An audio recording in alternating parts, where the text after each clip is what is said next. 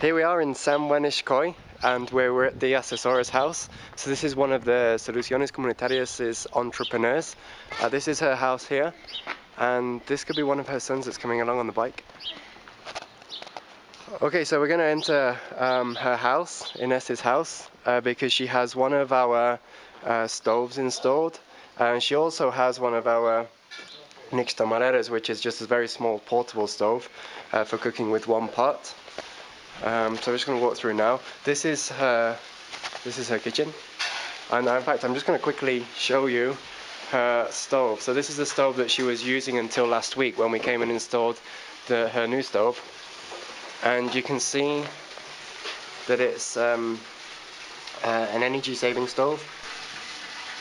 So it has a very small firewood entrance. It's made to save firewood, and it was working fine, though it's always a priority to save firewood when you can, as the expense is pretty huge.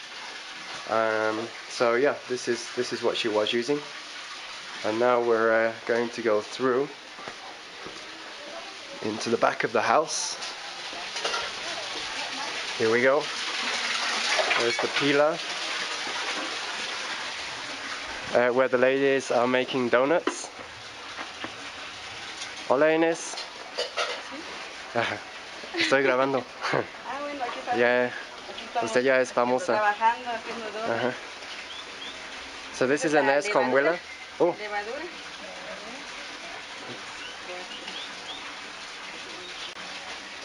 So this over here is the stove. Like I said, we came and installed the stove last week, and so it hasn't been used too much, and we still need to properly install the chimney. But the stove is working, and it has been used. There's no flame at the minute, and this is what we really came to see, the water heater. It's the first water heater that we've installed. It's still kind of a slightly experimental stage, I guess. And what we have is a tube that comes out of the bottom. Oh. And this is where the cold water comes out of, so it's a barrel. In fact, it's a plastic barrel inside of the metal barrel.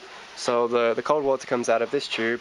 It goes into the back of the stove, and the tube actually goes that way, comes around the back here, comes back, and then comes through here, and then up this pipe, and then back into the same plastic barrel.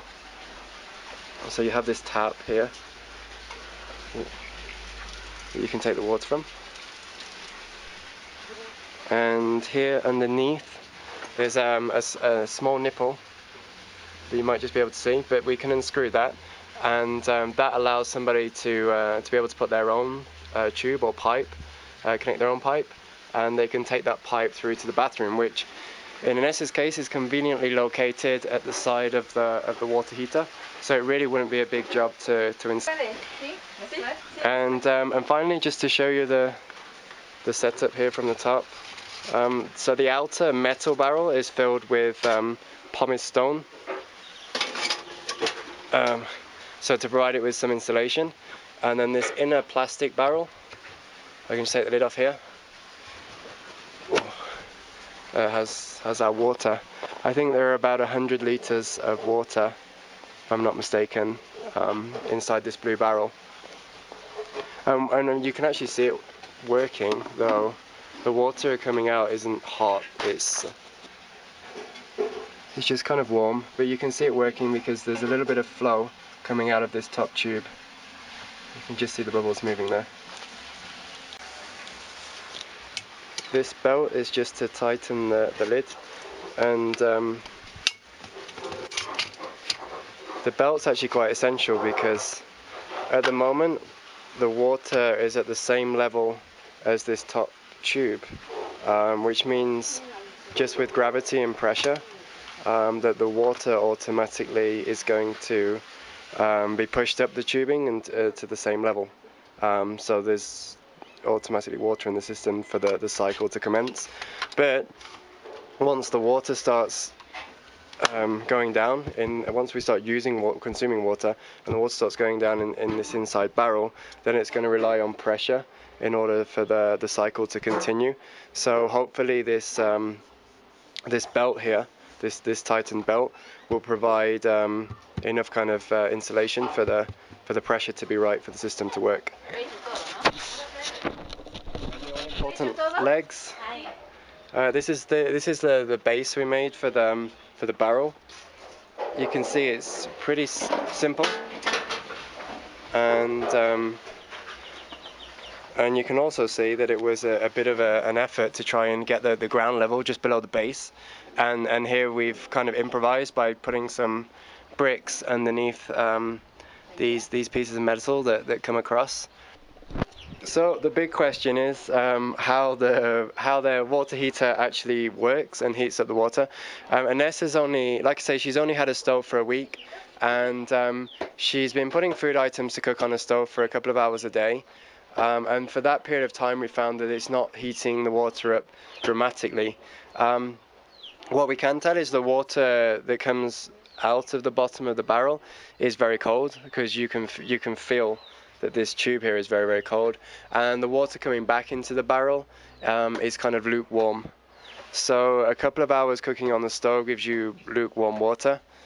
And now I guess the question would be exactly how long it would take to get the water really hot, and also how much fire you'd have to put in the stove, because we were watching Ines cooking on the stove this morning, and she was using a very, very small amount of firewood in the stove, which of course is the purpose of having the stove. You can cook with a very small amount of firewood, but we also know that there are families in communities who use and are going to continue to use much more firewood even in this model of stove. And so the potential for them to heat up the water is greater than here with Ines. We've just replaced her old nixtamalera, which is down there. There are 3 down at the back there, with the new one, because she is cooking so much on her stove. And also we're hoping that this little room, I guess, at the back of her house is kind of a demonstration center. She now has the big stove, the water heater, and the small stove, and she's like she's saying, she's cooking 100 donuts daily on the rocket stove. So we've done a few calculations to kind of work out what this means for her in economic terms. So she makes 100 donuts a day. She spends 42 quetzales and 50 centavos, should I say, 42.5 quetzales a day on the raw materials for the donuts. And with the stove, she's spending approximately 2.5 quetzales of firewood. So that comes to 45 quetzales, and of course there are 55 quetzales of profit in the 100 donuts. So if she was using her old stove that's in her house, she would be using another at least 3 quetzales of firewood to make the donuts. So that's 3 quetzales a day, 7 days a week, which is 21 quetzales. 21 quetzales over a 4-week period is 84 quetzales.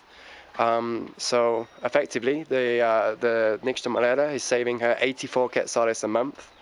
And obviously that's not taking into account the other food items she's cooking on the small stove. I love this. Have you ever wondered how they make the hole in the donut? ¿Nunca has pensado cómo hacen el hoyo ahí en la dona? ¿Oí? ¿O siempre sabías? No. No, yo tampoco, nunca sabía, nunca pregunté, nunca sabía. Ahora, ¿De qué? Ahora sabemos. ¿Para qué? ¿Cómo se hace el hueco? Como una tapita de especial. Yeah. There you go. It's just the top of a liquor bottle, and you can make the perfect hole and the perfect donut. Así no gastamos mucho. Very entrepreneurial.